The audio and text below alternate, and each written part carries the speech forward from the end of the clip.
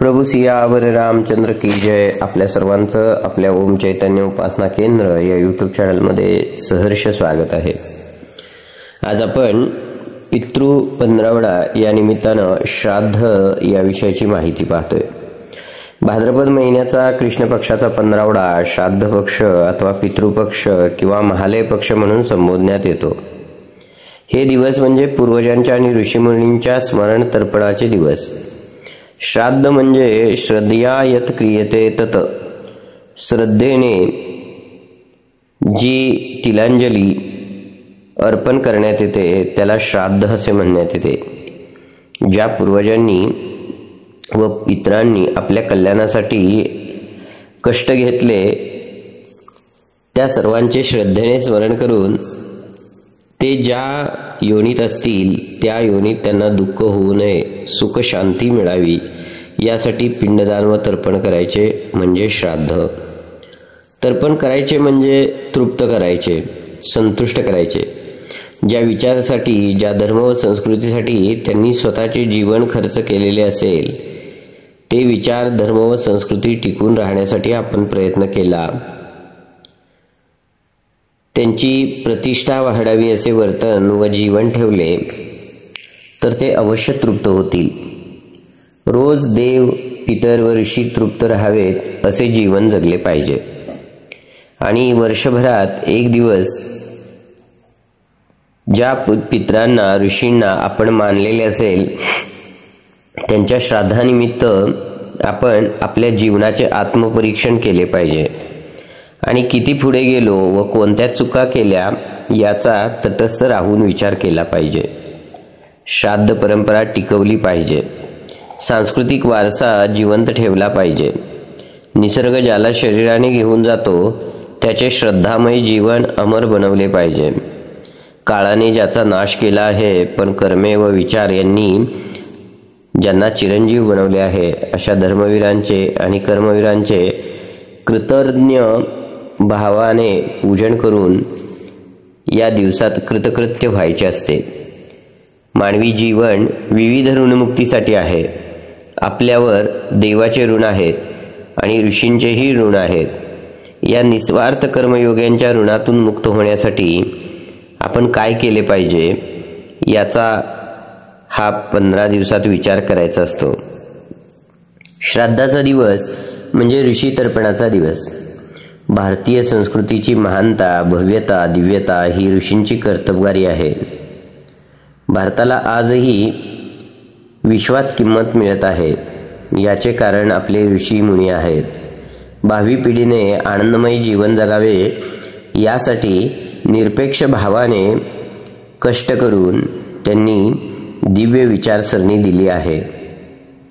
स्वतः जळून लोकांची जीवने प्रकाशित केली आहेत म्हणून समाज त्यांचा ऋणी आहे. ऋषींचे ऋण चुकते करण्यासाठी ऋषींच्या विचारांचा प्रचार केला पाहिजे. ऋषींची संस्कृती टिकवण्यासाठी तिचा फैलाव, प्रसार करण्यासाठी प्रयत्न केला पाहिजे. ज्यांनी आपल्याला जन्म दिला, ज्यांच्या कृपेने आपण लहानाचे मोठे झालो, आपल्या कल्याणासाठी ज्यांनी स्वतःचा स्वार्थाचा त्याग केला त्या पूर्वजांचे आपल्यावर ऋण आहेत. कोणीही मानवाने निस्वार्थ भावाने आपले काही काम केले, आपल्यावर काही उपकार केले तर आपण त्याचे ऋणी झालो असे म्हणतो. आपल्या पितरांनी आपल्यावर असंख्य उपकार केले आहेत. त्यांची तृप्ती होईल असे काही करणे हाच पितृऋणातून मुक्त होण्याचा उपाय आहे.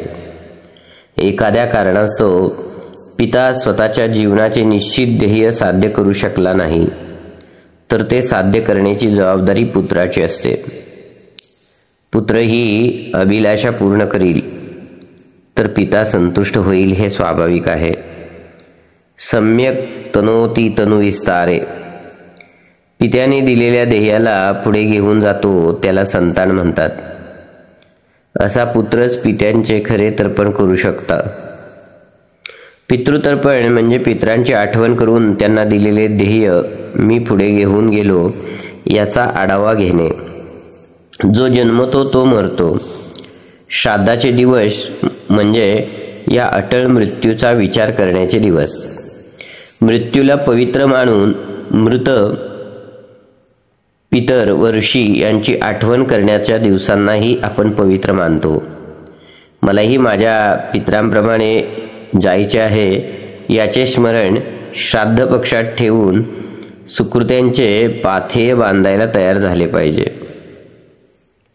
विविध ऋणातून मुक्त होण्याचा या दिवसातच विचार करायचा आहे. एवढेच नाही तर आपल्यामध्ये हे ज्ञान येताच ते दुसऱ्यालाही द्यायचे.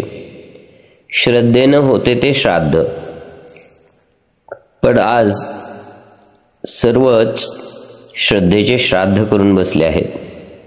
परिणामतः मानव जीवनाचे संबंध भावनाशून्य, ममत्वरहित व यंत्रवत बनले आहेत.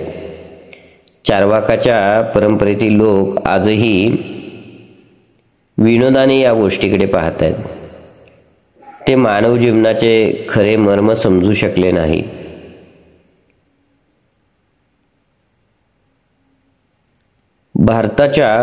उदाहरण म्हणून भारताच्या बँकेत भरलेला पैसा अमेरिकेत तेथील चलनात प्राप्त होतो. मुंबईच्या स्नेहाचा आवाज टेलिफोनवर तसाच्या तसा कलकत्त्याला ऐकू शकतो. तर मग भक्तिभावाने शुद्ध अंतकरणाने आणि अनन्य श्रद्धेने केलेले श्राद्ध मंत्रशक्तीच्या बळावर आपल्या पूर्वजांना तृप्ती देते. ही गोष्ट आधुनिक चार्वाकांच्या डोक्यात का उतरत नाही हा एक प्रश्न आहे. त्यांच्या या भ्रांत व चुकीच्या समजुतीला दूर करून कृतज्ञ बनत चाललेल्या या सर्वांना कृतज्ञ बनवण्याचे काम समजूतदार लोकांचे आहे. हे करण्यासाठी प्रभूने आपल्याला शक्ती द्यावी. जयांच्या कृपेने या कुळी जन्म झाला, पुढे वारसा हा सदा वाढविला. अशा नम्र स्मरतो त्या पितरांना, नमस्कार साष्टांग त्या पूर्वजांना. इथे मान सन्मान सारा मिळाला, पुढे मार्ग तो सदा दाखविला. कृपा हीच सारी केली तयांना, नमस्कार साष्टांग त्या पूर्वजांना. मिळो सद्गती मज पितरांना, विनंती हीच माझी त्रिदेवतांना. कृतिकर्म माझ्या मिळो मोक्ष त्यांना, नमस्कार साष्टांग त्या पूर्वजांना. जोडून करे हे विनंती तयांना, अग्नी वरुण वायू आदी देवतांना. सदा साह्य देऊनी उद्धरी पितरांना, नमस्कार साष्टांग त्या पूर्वजांना. वसु रुद्र आदित्य स्वरूप पितरांना, सप्तगोत्रे एकोत्तर शताधी कुलांना. मुक्तिमार्ग द्यावा उद्धरून त्यांना, नमस्कार साष्टांग त्या पूर्वजांना. करुणी सिद्धता भोजनाची तयांना, पक्वाने आवडीने बनवून नाना. सदा तृप्ती हो जोडी करांना, नमस्कार साष्टांग त्या पूर्वजांना. मनोभावे पूजून तिला यवाने, विप्रास देऊन दक्षिणा त्वरेने. आशिष द्यावो आम्हा सकलांना, नमस्कार साष्टांग त्या पूर्वजांना. सदा स्मृती राहो आपुलीच आम्हा, न्यून काही राहता मापी कराना. गोड मानून घ्यावे सेवा व्रतांना, नमस्कार साष्टांग त्या पूर्वजांना. पूजेसाठी, पूर्वजांच्या सेवेसाठी येणारा विशेष पर्वकाल आपल्या पूर्वजांचे श्राद्ध तर्पण केले जाते. खूप महत्त्वपूर्ण व मोठा विषय आहे. आज आपण पितृपक्षात काय केले पाहिजे, कसे केले पाहिजे, याचे काय विधान आहे, काय नियम आहेत, सामाजिक स्वरूपात काय अफवा आहेत, याबाबत काय योग्य काय अयोग्य आहे याविषयी चर्चा आपण ऐकत असतो. त्यामध्ये आपण बघितलं, ध्येयपूर्वक सर्वांनी आपण 16 दिवस भाद्रपद पौर्णिमा ते अमावस्या पितृपक्ष आहे, त्यामध्ये सर्वांनी जास्तीत जास्त आपल्या पूर्वजांच्या तृप्तीसाठी आपण श्राद्ध केलं पाहिजे. यावर्षी पितृपंधरवडा अतिशय खास होतोय. भौगोलिक दृष्ट्या 100 वर्षातून पितृपंधरवड्याच्या पौर्णिमेला चंद्रग्रहण व अमावस्येला सूर्यग्रहण एकाच वेळी येत आहेत.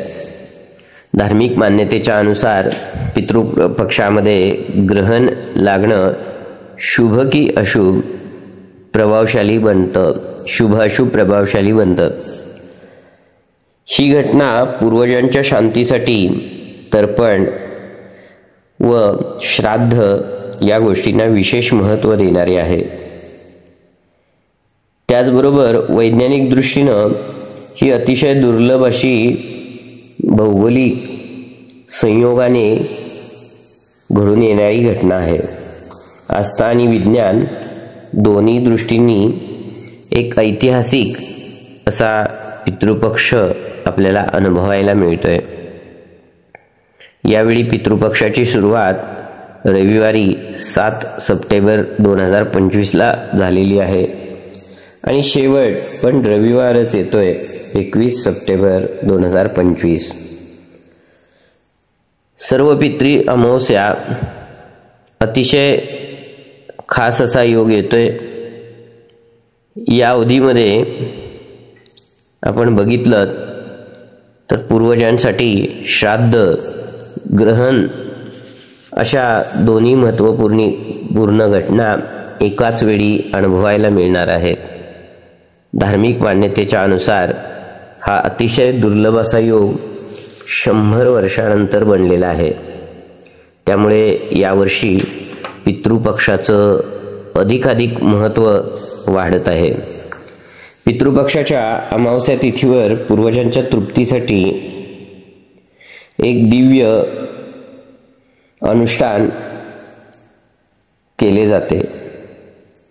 पूर्वजांच्या आत्म्याच्या शांतीसाठी विधिवत श्राद्ध, तर्पण, पिंडदान करणे योग्य ठरते. पूर्वजांच्या तृप्तीसाठी या दिवशी तर्पण करणे अत्यंत शुभ मानले जाते. पूर्वजांच्या आत्म्यास मोक्ष मिळावा व परिवारामध्ये शांतता व समृद्धी प्राप्त व्हावी यासाठी आपण प्रत्येकजण श्राद्धविधी करत असतो. आपल्या पूर्वजांच्या अपूर्ण इच्छेमुळे पितृदोष होत असतो. तो पितृदोष दूर होण्यासाठी आपण जास्तीत जास्त श्राद्ध, तर्पण या गोष्टी करत असतो. भूतलावरील जे मुक्त झालेले नाहीत अशा सर्वच जीवांना मुक्ती प्राप्त व्हावी या उद्देशानं आपण पितृदोष शांती करत असतो. आपल्या पूर्वजांप्रती श्रद्धाभाव व्यक्त करणं, आपल्या पूर्वजांप्रती आभारभाव व्यक्त करणं या उदात्त दृष्टिकोनातून आपण श्राद्ध करत असतो. आपणा सर्वांना आपण आपल्या पूर्वजांना योग्य वाटेल अशा पद्धतीनं आपण आचरण करावे हा एक विशेष भाग येतो. पूर्वजांना त्यांच्या आत्म्यास शांती मिळावी म्हणून तर्पण, पिंडदान व श्राद्ध अशी कर्मे केली जातात. पितृपंधरवडा या कालावधीमध्ये आपले पूर्वज पृथ्वीवर येतात व आपल्या वंशजाकडून तर्पणाची म्हणजेच आठवणीची अपेक्षा ठेवतात. या कालावधीत पवित्र नदीमध्ये स्नान करणे, गरीब गरजू लोकांना दान देणे विशेष फलदायी मानले जाते. पितृपक्षामध्ये विधीपूर्वक श्राद्ध कर्म केल्याने पितृदोषापासून मुक्ती मिळते व आपल्या पूर्वजांची कृपादृष्टी आपल्या जीवनामध्ये सुखशांती घेऊन येते. पितृपक्षास श्राद्ध पक्ष असेही म्हणतात. हिंदू धर्म संस्कृतीमध्ये पूर्वजांना समर्पित आहे. भाद्रपद पौर्णिमापासून पितृपंधरवडा सुरू होऊन भाद्रपद अमावस्येपर्यंत कालावधी असतो. या कालावधीत पूर्वजांच्या आत्म्याच्या शांतीसाठी श्राद्ध, तर्पण, पिंडदान सारखे धार्मिक विधी केले जातात. या दिवसात कालावधीमध्ये पूर्वज आपल्या वंशजांकडून श्राद्ध, तर्पण या विधींची अपेक्षा ठेवून पृथ्वीवर येतात. जी मुले श्रद्धा भावनेने आपल्या पूर्वजांचे स्मरण, तर्पण करून कृतज्ञता व्यक्त करतात त्यांना पूर्वजांचा कृपाशीर्वाद प्राप्त होतो. यामुळे पितृदोष दूर होतो व परिवारामध्ये सुखशांती निर्माण होते. पितृऋणातून मुक्त होण्यासाठी हा कालावधी सर्वात उपयुक्त आहे. या कालावधीत गंगा स्नान, अन्नदान करणे पुण्यदायी ठरते. पूर्वजांच्या संतुष्टीमुळे वंशवृद्धी, समृद्धी, संतान सुख, कुळाची उन्नती होते. यासाठी पितृपक्ष हा श्रद्धा व आस्थेने व पूर्वजांप्रती कृतज्ञता व्यक्त करत सर्वांनी आनंदानं हा उत्सव साजरा करावा. पूर्वजांच्या पूजेचं, आठवणीचं आपण सर्वांनी आठवणीनं त्यांना मोक्ष मिळावा यासाठी प्रार्थना करावी. असं हे श्राद्धाविषयी आपण माहिती पाहिली. ही माहिती आपणाला कशी वाटली हे आपण सर्वांनी कमेंट करून सांगायला विसरू नका. आपल्या ओम चैतन्य उपासना केंद्र यूट्यूब चॅनलला सबस्क्राईब करा, लाईक करा, शेअर करा, बेल आयकॉनचे बटन दाबा. प्रभू सियावर रामचंद्र की जय.